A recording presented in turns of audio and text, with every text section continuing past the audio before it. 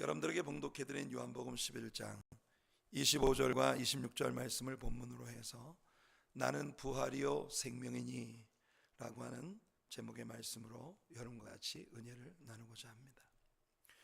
요한은 그의 복음서에서 예수님의 하나님 되심을 나타내는 여러 가지 I am 시리즈를 우리에게 들려주고 있습니다. 공관복음, 즉 마태복음, 마가복음, 누가복음 이 세 복음서 저자들은 예수 그리스도의 생애를 그의 탄생으로부터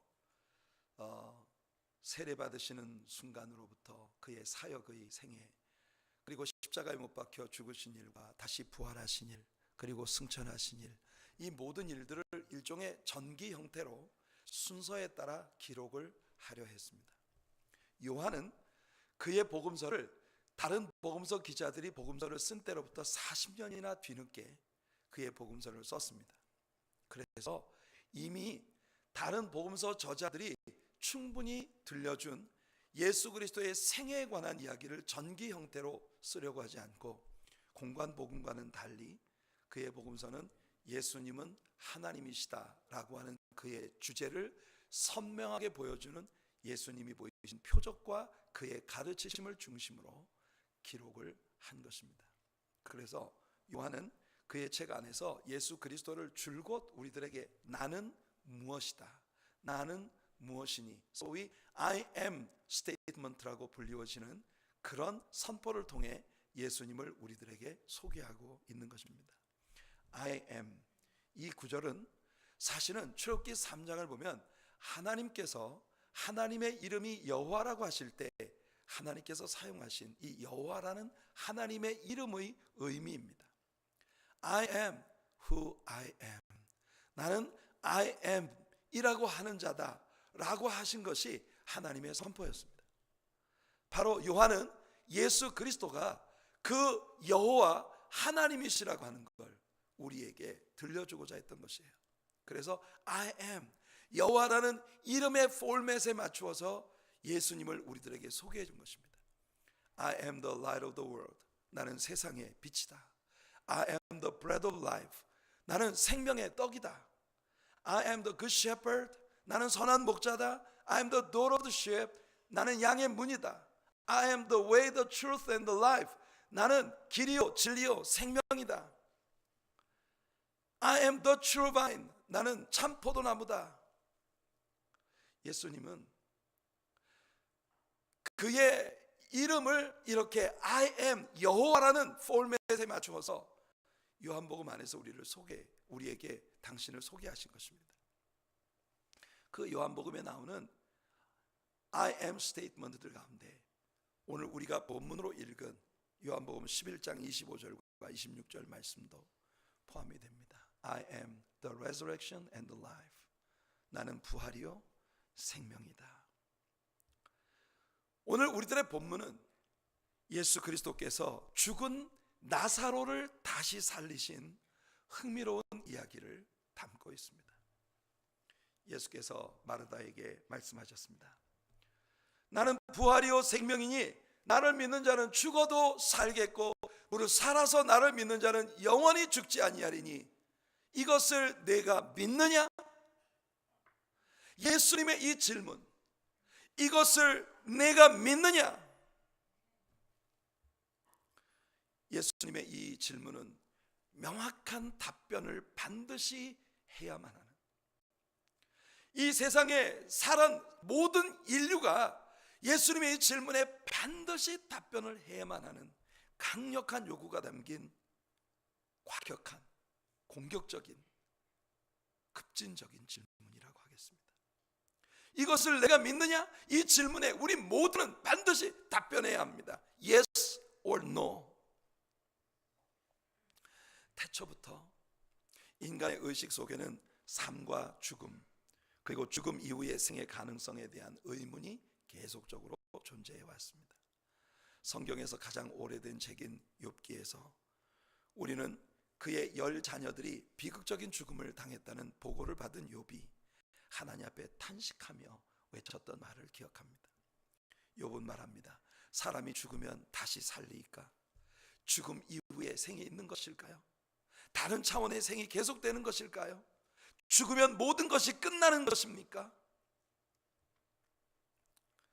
욥에게 누구도 확실한 답변을 그 시대에 줄 수 없었습니다. 뭔가 징후나 혹은 힌트를 얻을 수 있는 일들은 있었을지 모르지만 죽음 이후의 삶, 즉 부활을 교류화할 수 있는 확고한 가르침을 욥은 전혀 갖고 있지 못했습니다. 하지만 욥에게 다가온 개인적인 많은 고난과 역경들, 그리고 그에게 다가온 친구들로부터 다가오는 집요한 공격과 욥에게 상처를 입히는 그 많은 일들, 이런 모든 일들이 지나면서 욥은 죽음 이후의 생에 대한 확신을 가지게 되었다는 걸 우리가 봅니다. 욥기 19장 25절과 26절 말씀에서 욥은 말합니다. 내가 알기에는 나의 대속자가 살아계시니 마침내 그가 땅 위에 서실 것이라. 내 가죽이 벗김을 당한 뒤에도 내가 육체 밖에서 하나님을 보리라. 할렐루야. 여러분, 구약에, 그것도 성경책 가운데 가장 먼저 쓰여진 가장 오래된 구약 성경의 책 속에 있는 인물이 마치 신약을 살아가는 우리들처럼 이렇게 명확한 부활에 대한 신앙을 고백하고 있는 거예요. 다니엘도 말했습니다. 땅의 티끌 가운데 자는 자 중에 많은 사람이 깨어나 영생을 받는 자도 있겠고 수치를 당하여 영원히 부끄러움을 당할 자도 있을 것이라고 말합니다. 또한 시편 22편에서 다윗이 선포합니다. 진토 속으로 내려가는 자, 곧 자기 영혼을 살리지 못할 자도 다 그 앞에 절하리로다. 무슨 뜻입니까? 우리 모든 인생은 진토, 즉 흙으로 돌아간다는 거예요. 먼지로 돌아간다는 거예요. 그런데 우리의 육체가 먼지로, 흙으로 다 돌아가 버리고 난 후에도 우리들의 영혼은 주님 앞에 절하고 있을 것이라고 고백하고 있는 것입니다. 바울 사도는 빌립보서 2장에서 같은 교리를 우리에게 들려줍니다. 하나님의 아들 예수 그리스도가 그는 근본 하나님의 본체이시지만 하나님과 동등됨을 취할 것으로 여기지 아니하시고 스스로 자기를 비어 자기를 낮추시고 종의 형체로 나타나서 죽기까지 복종하셨으니 이는 십자가에 죽으심이라. 이러므로 하나님이 그를 오른손으로 높여 모든 만민 위에 뛰어난 이름을 주시고 하늘에 있는 자들과 땅 위에 있는 자들과 땅 아래 있는 자들로 그 모든 무릎을 예수 이름에 꿇게 하시며 만민의 입으로 예수를 주로 시인하여 하나님 아버지께 영광을 돌리게 하셨느니라. 죽음 그 이후에 모든 무릎이 예수의 이름에 꿇어지게 될 것입니다. 시편 23편에서 다윗은 사망의 음침한 골짜기를 지나간다고 선포합니다. 우리 성경 번역에서는 사망의 음침한 골짜기로 다닐지라도 라고 되어 있지만 사망의 음침한 골짜기로 다니는 것이 아니라 Though I walk through the valley of the shadow of death, 죽음의 그림자가 드리워진 그 골짜기를 walk through, 내가 완전히 통과해 나갈 때 주께서 나와 함께 하실 것이라고. 그래서 시편 23편에서 다윗의 결론이 뭡니까? 내가 여호와의 집에 영원히 거하리로다. 시편 49편에서 다윗은 하나님은 내 영혼을 스올의 권세에서 건져내신다고 했고, 오늘 묵도 시간에 제가 예배의 초청 성경 구절로 여러분들에게 낭독해드린 시편 16편에서도 다윗은 그가 나의 영혼을 음부에 버리지 아니하시고 스올에 버리지 아니하시고 나의 몸이 썩지 않게 하신다고 그렇게 선포했습니다. 사랑하는 성도 여러분, 물론 구약 성경 안에는 죽음 이후의 삶 혹은 죽은 자의 부활에 관한 말씀은 그리 많지 않습니다. 확실히 부활의 교리적 기초가 될 만한 성경 구절들이 구약 성경 안에 그리 많지 않아요. 구약이 끝나고 신약 성경이 시작되기 전 말라기의 예언을 끝으로 누가복음에서 가브리엘을 통하여 사가랴에게 하나님이 처음으로 400년 만에 입을 여신 그 400년 어간에 철학자들의 시대가 일어났었습니다. 그 철학자들은 삶에 대한 해답을 얻고자 갈구했죠. 삶에 대하여, 존재의 목적에 대하여, 죽음의 의미에 대하여 철학자들은 알고자 했습니다. 그들은 죽음 이후의 삶의 가능성에 대해 연구했습니다. 이 철학자들의 세대가 모두 죽고 난 후에도 여전히 인생들에게 만족할 만한 해답을 누구도 주지 못했습니다. 여기 요한복음에서 오늘 우리들의 본문에 예루살렘으로부터 유대 광야 쪽으로 2km 정도 떨어져 있었던 감람산 동쪽 산자락에 자리 잡은 베단이라는 작은 마을이 나옵니다. 여기에 예수님과 아주 가까운 친분을 유지하고 있었던 마리아와 마르다 두 자매와 나사로라는 오라비를 가지고 있는 세 오누이가 있었습니다. 그런데 그들의 오라비 나사로가 병들어 죽게 되었다고 여러분 성경은 우리들에게 얘기해 줍니다. 이 나사로가 병들어 죽게 되었다고 이 자매들은 요단강가에 계신 예수님께 즉시 사람을 보내어 소식을 전했습니다. 예수님 속히 오십시오. 주께서 사랑하시는 자가 병들었나이다.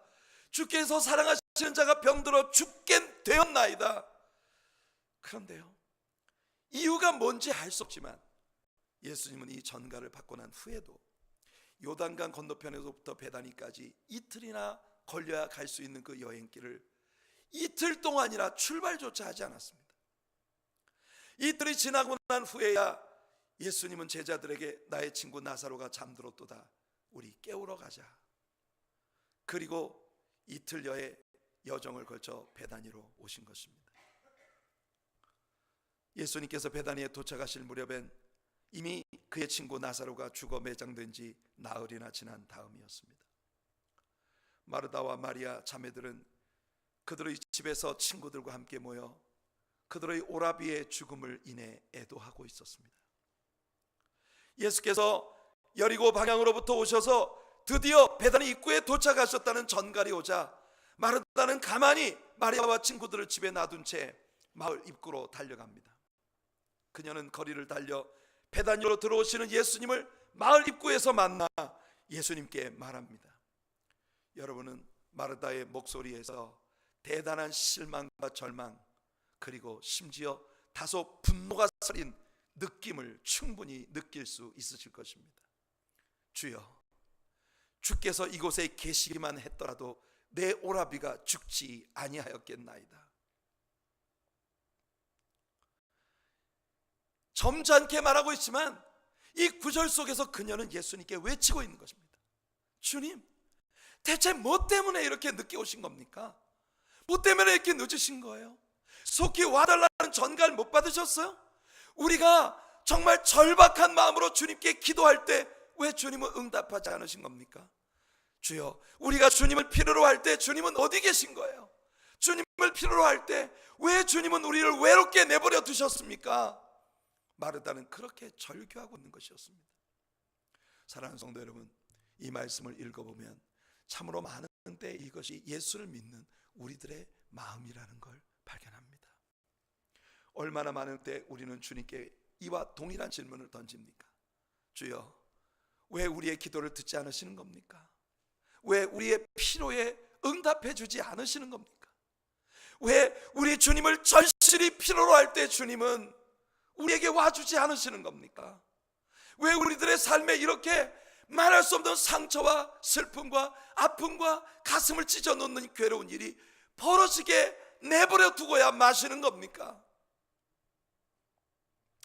이렇게 묻고 있는 마르다에게 예수님은 무심한 듯 대답하셨습니다. 마르다야, 내 오라비가 다시 살리라. 와우. 예수님이 이 말씀을 하셨을 때 마르다는 정말 짜증이 폭발했을 겁니다. 왜냐하면요, 예수님, 그걸 누가 모릅니까? 이 말은요, 소위 오늘날 젊은 사람들의 말로, 영혼 없는 말로 그녀에게 들렸을 거예요. 영혼 없는 말. 예수님, 그런 말 누가 못합니까? 머나먼 부활의 날에 모든 죽었던 자들이 다시 살아날 거 나 믿습니다. 그거 알지요? 그거 모르는 사람 누가 있습니까? 주여, 왜 죽기 전에 안 오셨냐고요? 죽고 난 다음에 오셔서 네 오라비는 분명히 다시 살 거야, 이 영혼 없는 말로 주님 대체 뭐 하시는 겁니까? 마르다는 그렇게 절규하고 있었을 거예요. 하지만 예수님은 마르다에게 다시 한번 분명히 말씀하십니다. 내 오라비가 지금 다시 살리라. 죽음 그 이후에도 삶이 있는 것일까요? 여기 예수님 말씀을 다시 들어보십시오. 나는 부활이요 생명이니 나를 믿는 자는 죽어도 살겠고 무릇 살아서 나를 믿는 자는 영원히 죽지 아니하리라. 아마도 이 말씀은 어느 누구도 감히 할 수 없는 급진적인 선포입니다. 역사 가운데 다른 누가 이런 말을 했다면 우리는 당장 어떤 미친 사람이 헛소리를 했구나 이렇게 얘기할 것입니다. 예를 들어 오늘 아침 제가 여기에 서서 제가 여러분들에게 알려드릴 게 하나 있습니다. 나는 부활이고 나는 생명입니다. 여러분 나를 믿기만 하면 절대 죽지 않을 겁니다. 제가 그렇게 이야기한다면 여러분들이 저 별 미친놈 다 보겠네 그렇게 말씀하실 거예요. 하지만 이 말씀을 하신 분이 예수님이십니다. 흙으로 사람을 빚어 그 코에 생기를 불어넣어 네페시 하야 The living soul, 살아있는 영혼이 되게 만들어주신 창조의 주님이 우리에게 선포하십니다. 나는 부활이요 생명이니 나를 믿는 자는 죽어도 살겠고 뭐 살아서 나를 믿는 자는 영원히 죽지 아니하리라. 그리고 예수님은 마르다에게 물으셨습니다. 내가 이것을 믿느냐? 이때 마르다는 믿음으로 반응합니다. 예 주님, 주님은 하나님의 아들 그리스도이심을 제가 믿나이다. 사랑하는 성도 여러분, 나는 지금도 내 오라비를 살릴 수 있다 선포하시는 주님 앞에 주여 내가 우리 주님은 하나님의 아들 살아계신 그리스도이심을 믿나이다 라고 말할 수 있었던 마르다의 이 믿음의 고백이 오늘 아침 이 부활절 저와 여러분들의 고백이 되기를 예수님의 이름으로 축원해 드립니다. 예수님은 죽음 이후의 삶에 대한 질문에 직선적이고 분명한 답을 하셨습니다. 하지만 중요한 것은 이 답변에서 예수님께서 죽음에 대한 두 가지 성경적 정의를 사용하고 계시다는 것입니다. 여러분들은 아마 어떤 사람의 영혼이 떠났다라는 말을 종종 들어보셨을 것입니다.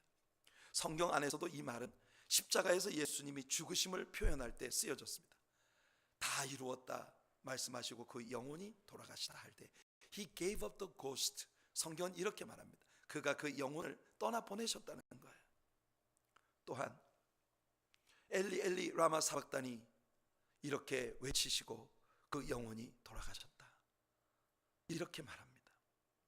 예수님께 뿐만 아니라 우리가 요즘 새벽 시간에 배워왔던 사도행전에서 아나니아 삽비라가 성령을 속이려고 하다가 죽음을 당할 때 그 혼이 떠나니라 라고 묘사되어 있는 부분을 여러분 기억하실 것입니다. 헬라어에서 죽음이라고 하는 단어는 엑수켄입니다. 이 엑수켄이라고 하는 말은 호흡을 멈춘다 라는 의미인데요, 뇌가 기능을 멈춘 것입니다. 그것이 의학적인 의미의 죽음입니다. 오늘날 뇌가 기능을 멈추는 순간 이 사람은 의학적으로 사망한 것으로 여기는 것입니다. 오늘 현대적인 의미의 죽음 역시도 성경의 정의를 따른 거예요. 그 혼이 떠나버리는 순간, 의식이 그 사람의 육체에서 빠져나가는 순간, 그것이 죽음의 순간입니다. 하지만 성경에서는 이 죽음에 대하여 두 번째 정의를 우리에게 들려줍니다. 그것은 여러분들의 의식이, 여러분들의 consciousness, 여러분들의 사고와 의식, 여러분들의 혼이 하나님께로부터 결별되어지는 것입니다. 성경은 죄와 허물로 사람이 죽었다고 말합니다.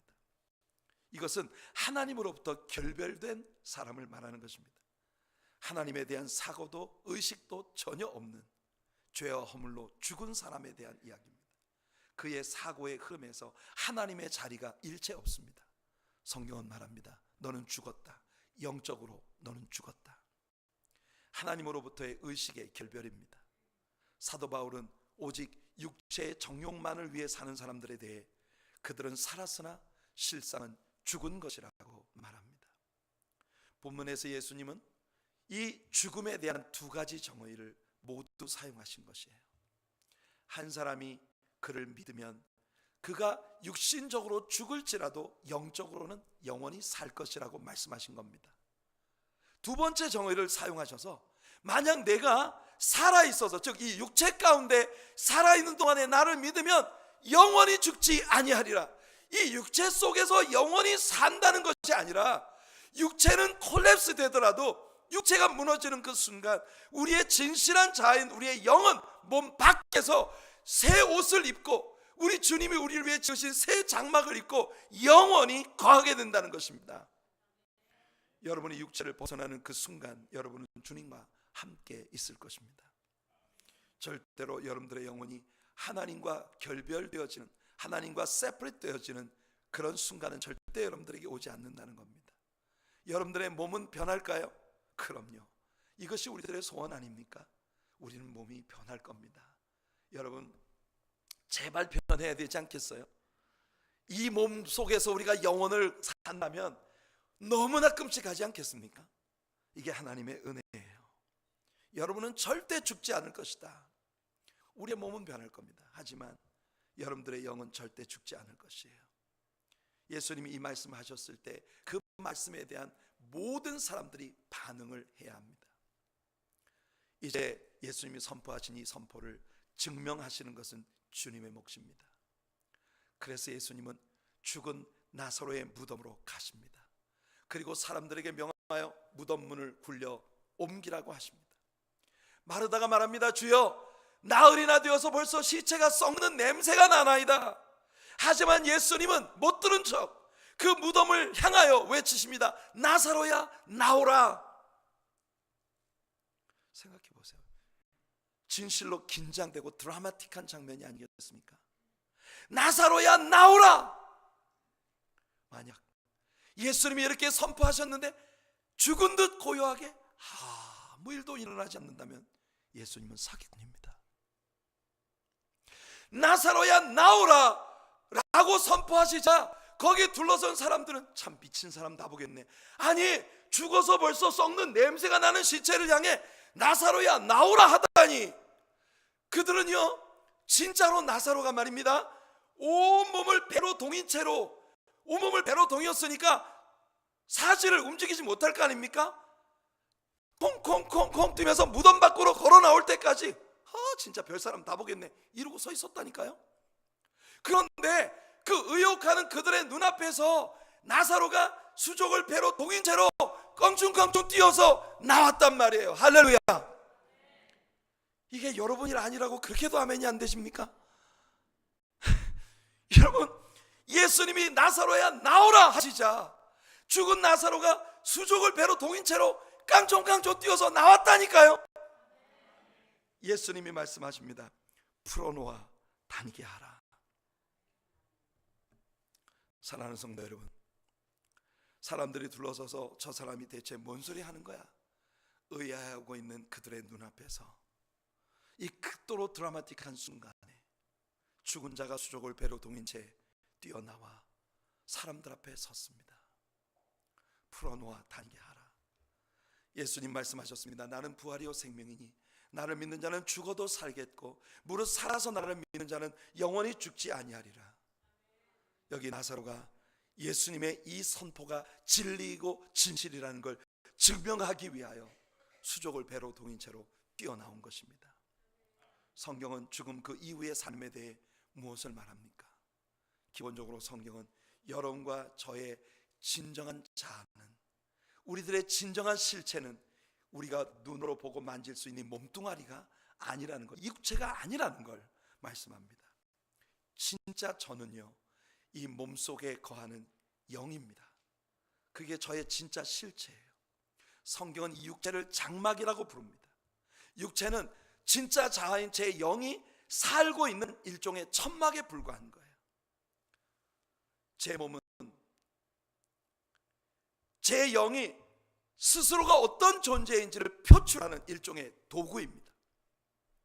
그런데 여러분, 나이를 먹어가면서 혹은 어떤 사고나 질병으로 인해서 이 육체가 점점 망가져가고 쇠잔해가는 우리들의 모습을 봅니다. 여러분, 하나님께서 처음 디자인하셨던 우리들 속에 있는 영이 하나님의 뜻을 이루기 위해 쓰여져야 할 그 아름다운 목적을 제대로 수행할 수 없는 그런 망가진 육체가 되어가는 모습을 우리는 매일매일 보고 있는 것입니다. 여러분들은 어떠신지 모르지만 저는 아직도 거울을 보기 전에는 제가 군대에서 막 제대했을 때 저의 모습이라고 생각을 늘 해요. 커트라인도 없는 착각을 하고 사는 겁니다. 거울 앞에 서기 전까지는, 거울을 안 볼 때는요, 내가, 여러분 아직도 24, 5의 꽃다운 청춘이라니까요.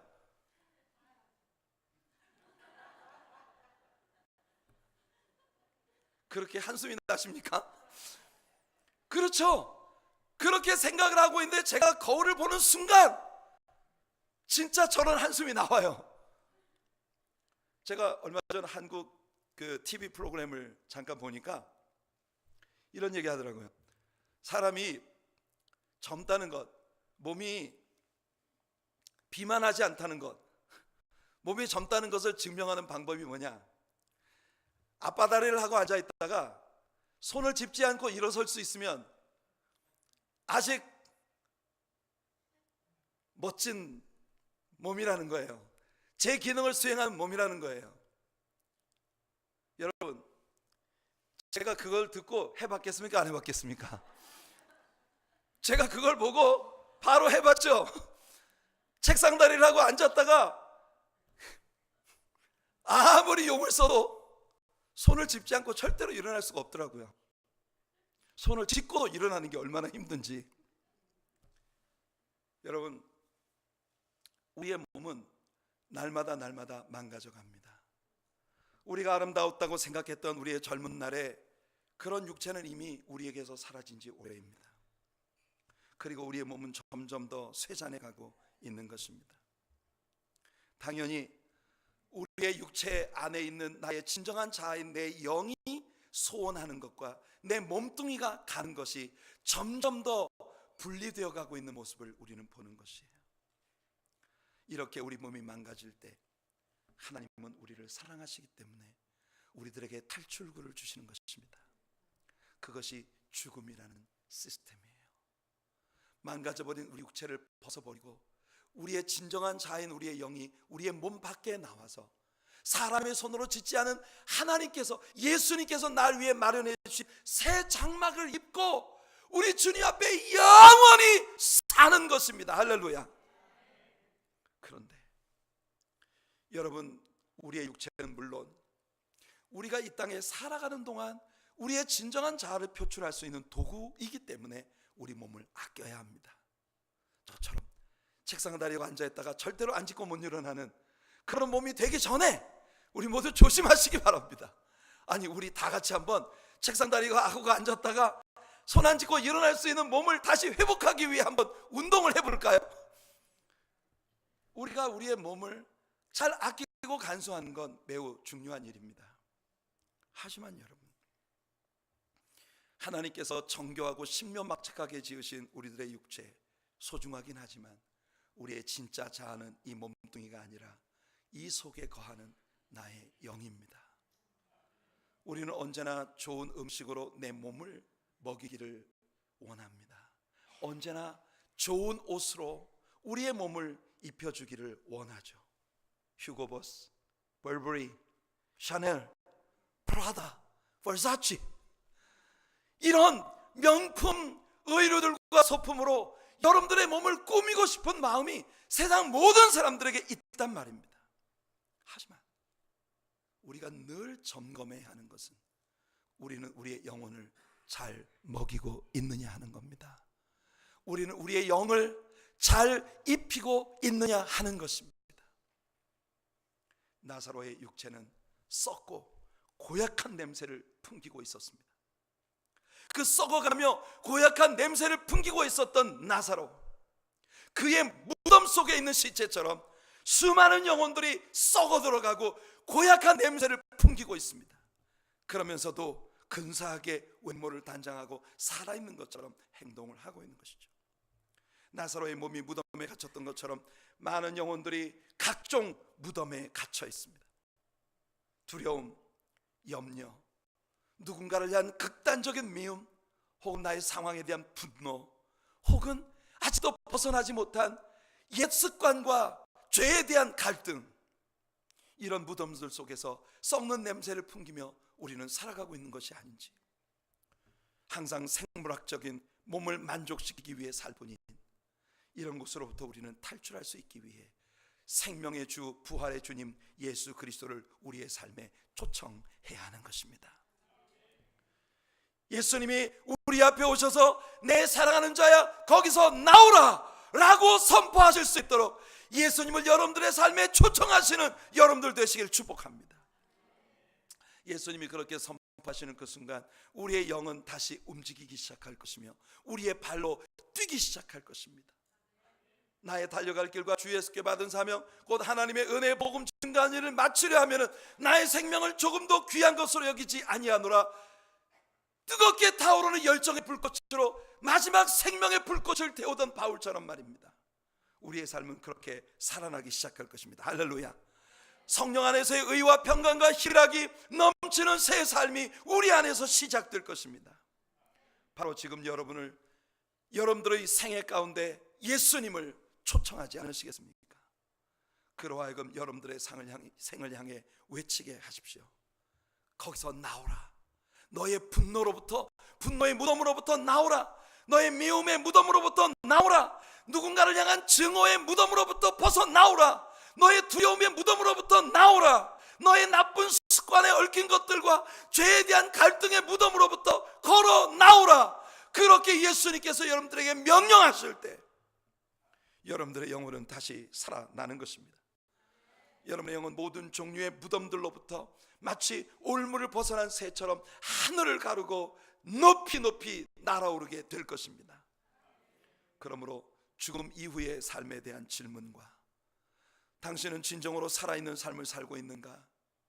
아니면 몸은 살아있지만 실상은 영적으로 죽어 있는가? 이 심각한 질문, 이 심각한 모든 질문들은 오직 여러분의 예수 그리스도와의 관계에 달려 있습니다. 믿음으로 사신다면 여러분들은 희망이 있고 죽음 이후의 삶의 약속을 가진 것입니다.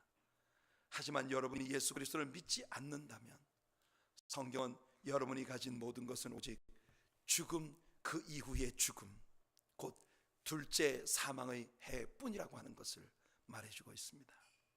이 말씀들을 들어보세요. 요한계시록 20장입니다. 이 첫째 부활에 참여하는 자들은 복이 있고 거룩하도다.